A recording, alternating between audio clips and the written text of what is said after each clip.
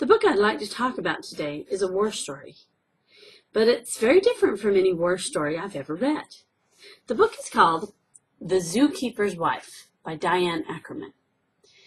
Now, this is very different. Even the title implies that it's not like your classic war story. This is the story of a woman, her husband, and son who run a zoo in Poland. And what I think makes this book special, what really makes it work, is the juxtaposition between caring for animals, learning to understand animals, and a Nazi regime that wants to eradicate a group of people who they feel are different. And so that really seems to provide contrast for how the Nazis viewed the Jewish population and how they viewed anyone that was different from them. And so this is a true story. The woman, Diane Ackerman, who wrote this book, did an amazing job. She made this book feel like a novel. It was so incredibly well written.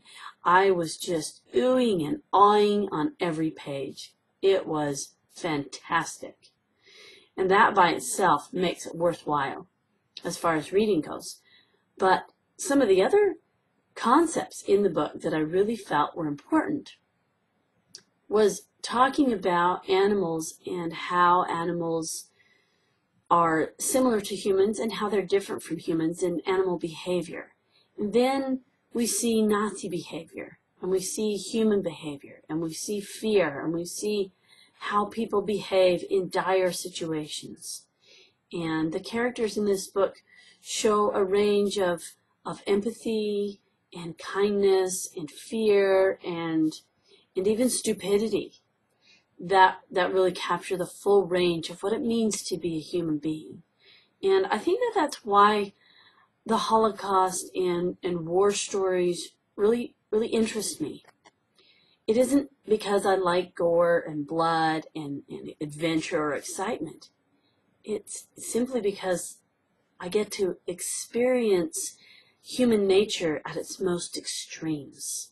And that really informs me about what I'm capable of and who am I on the inside and what would I be given similar circumstances that some of these people went through. Both the Nazi Party and people that served in the German army, as well as occupied countries, refugees, all of it, Holocaust survivors. Those are the extremes of human nature. And I think that's really what fascinates me about all war stories, is that it takes you to the edge.